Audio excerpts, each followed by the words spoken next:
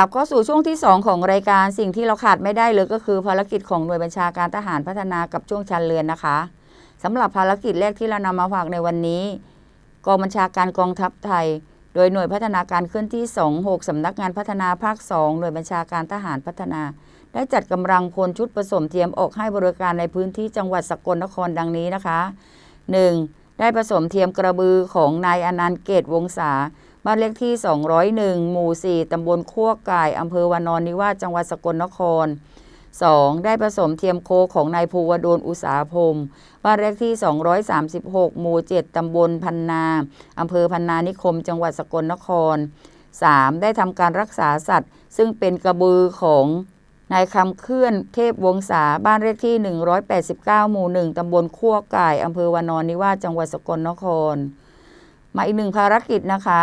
กองบัญชาการกองทัพไทยโดยหน่วยพัฒนาการเคลื่อนที่25สำนักงานพัฒนาภาค2หน่วยบัญชาการทหารพัฒนาได้จัดกำลังพลชุดผสมเทียมของหน่วยออกให้บริการผสมเทียมโคพันชาฮิวานรวมทั้งปฏิบัติการด้านปศุสัตว์ให้แก่ประชาชนในพื้นที่อำเภอหนองคายจังหวัดหนองคายค่ะมาภารกิจสุดท้ายของรายการนะคะกองบัญชาการกองทัพไทยโดยหน่วยพัฒนาการเคลื่อนที่16สำนักงานพัฒนาภาค1หน่วยบัญชาการทหารพัฒนาจัดเจ้าหน้าที่ชุดผสมเทียมออกให้บริการเกษตรกรผู้เลี้ยงโคจำนวน2รายดังนี้นะคะ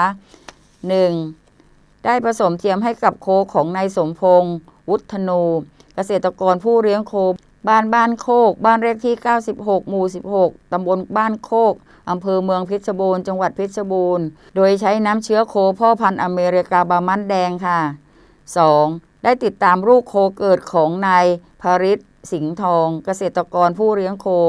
บ้านชนไผ่บ้านเลขที่49หมู่4ตำบลชนไผ่อำเภอเมืองเพชรบูรณ์จังหวัดเพชรบูรณ์ซึ่งลูกโคเป็นเพศผู้สีแดงนะคะน้ำหนักตัวก็25กิโลกรัมค่ะกลับมาพบกันใหม่ในวันพรุ่งนี้สวัสดีค่ะ